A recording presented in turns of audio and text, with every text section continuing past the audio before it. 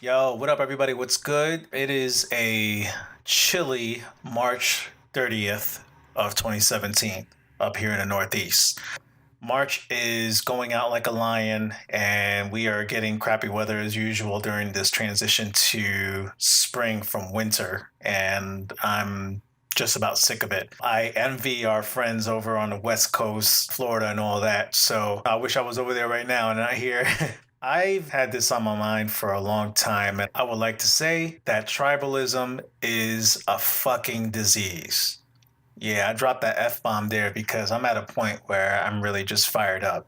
And right now, in this nation of the United States of America, we have a serious issue with that. I understand that race is something that's always going to be an issue. You're always going to have racism and prejudice. I think that it's getting to a point where it's just ridiculous. Just to kind of give you a little background on me, my family's from Puerto Rico. So if you go to Puerto Rico, not just going, to San Juan and being a tourist, if you go throughout all the different pueblos, which is basically like the different municipalities, I guess that would be like the towns and the cities of Puerto Rico.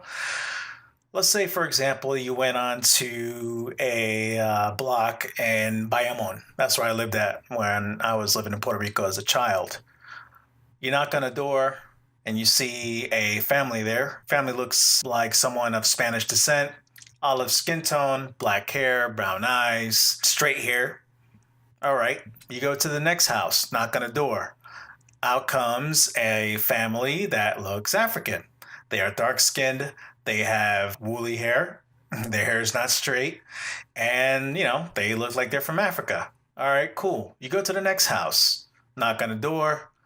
Out comes a family with blonde hair and blue eyes.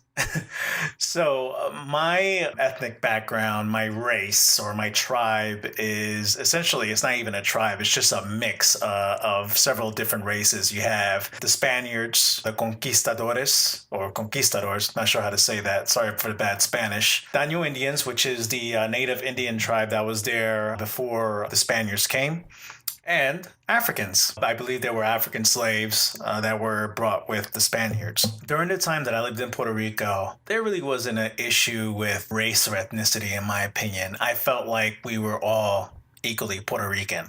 Just because you looked a little bit different than the next family did not mean that you were any less Puerto Rican. We're a mixture of different folks. There's a couple other countries that are like that as well. You have Cuba, that's another big one right there.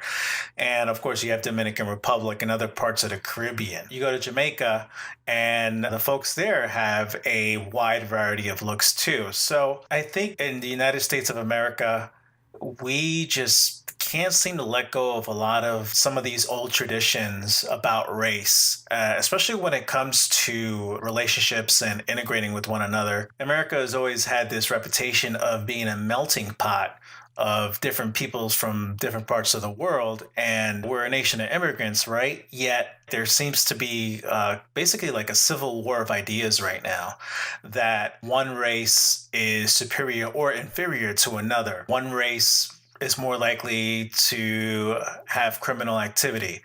Another race is more likely to have financial prosperity. And there may be some facts in that. I'm not here to dispute any facts or any statistics. I want to talk about how people feel. And right now, it is my opinion that people feel like tight, like straight up tight, and very anxious and very distrusting of one another. A really good example of what it's like to be integrated is the United States military. I feel like for the most part they get that right. One of my most significant memories during my time as an enlisted man in the Air Force was that first night that we got there for boot camp. It was a really stormy night. It was a dark and stormy night.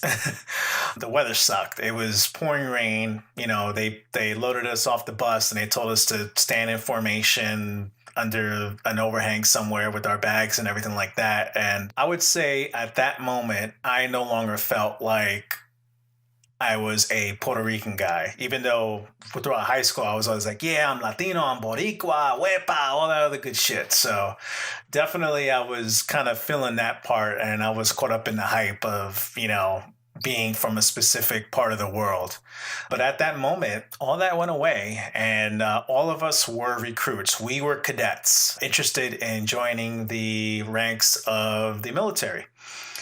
And throughout that experience of being in boot camp and learning how to work with other people, I met people from different parts of the country. I met Caucasians, I met Blacks, I met Latinos, I met Latinos that weren't from the Caribbean like me. And it was a great experience because during that time we were in basic training together. Race didn't mean jack shit. I didn't see any issues with that. I mean, certainly, you got a bunch of guys that don't really know each other together in close proximity. There's a couple squabbles or whatever, but I think that's really more boys being boys rather than any really racial tension. I did not see that whatsoever. And it was a really refreshing experience because during my high school days, I spent most of it in New York City. There was some racial tension. When I was in high school, I generally hung out with the Latino kids. I did not have black and white friends, even though I had classmates and there were people from those races that I got along with. For the most part, I kind of stuck to my own. That changed when I went into the military and it was really great. When I got out of the military, I kind of started to go back and go into my own group of people. I used to feel back in the day that yeah, I'm a Hispanic guy, so I should be hanging out with other Hispanic guys and I should be dating Hispanic women. I'm not going to be seen with white chicks or black chicks or any of that shit. And I did that for many years. And now that I'm at the age of 38 and it's 2017, and we've had 8 years of a president that was not a white dude. Yeah, man, I'm definitely feeling the idea of just integrating more with people of other races. I'm a big fan of the mixed race women. One term I think I've heard for them is mulatto. And boy, some of these women are absolutely incredible. And one thing I find about people when they mix together, it always seems to turn out really, really good. For example, if a Puerto Rican person has a kid with a black person, man, black and Puerto Rican is a really really nice mix, I have to say.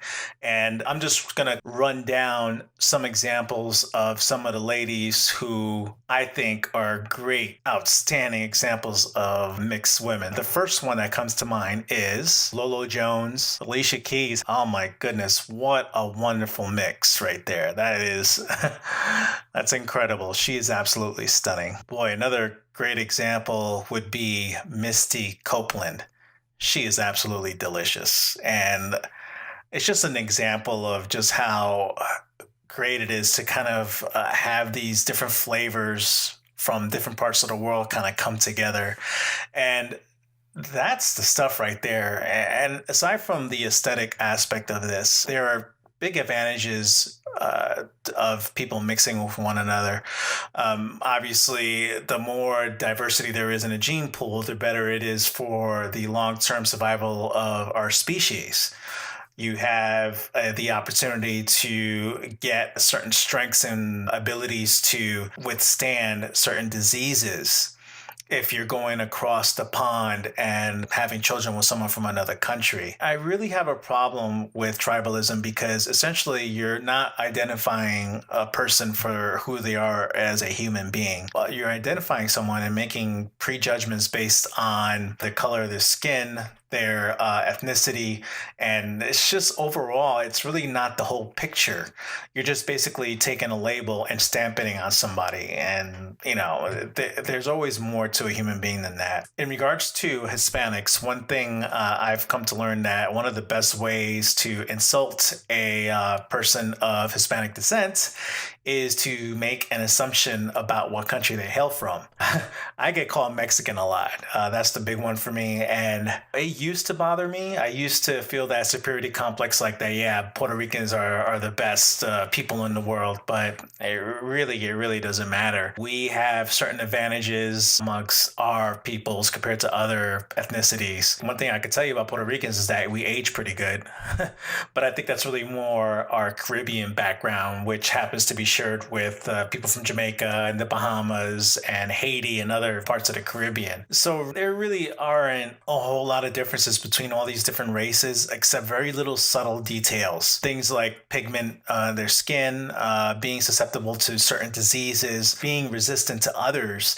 And those are all advantages that you could weigh in on when you reproduce with someone of another race. I think a lot of these ideas about preserving your ethnicity or trying to keep the lineage going is a lot of horse shit, because really in about probably 10,000 years, most of the gene pool is going to be diluted anyway. By then, your great, great, great, great grandkids are probably already married or had relationships with people from other backgrounds and gotten mixed in together. And you really think about it, if we're dating outside our race and we're having relationships with other people outside our race, then hey, there's less chance of inbreeding. If I was in Puerto Rico and all I did was date women who I knew were from Puerto Rico, sooner or later I'll probably run into a cousin or two. So there's also that. And there's a lot of tension in our country right now. I think that everybody just needs to just chill the fuck out. Like, everybody's all fired up about every little thing now. And I just think that we all just need to grab a beer or smoke a blunt, whatever you need to do, and just take it fucking easy for a change. I find if you do that, and if you start to think about, maybe there is something to these other folks from these other parts of the world or part of town or other skin tone, what have you, and I don't know. I think the best way to think about it is like, yeah, I'd like to fuck those folks from the other side of the pond there.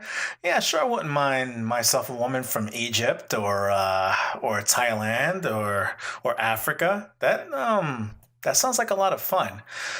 Boy, especially these mulatto women, they're great. I hope this brings a little light on the subject of this idea that really tribalism is just a waste of energy and time and resources, and we just need to chill the fuck out and make love, not war. Peace.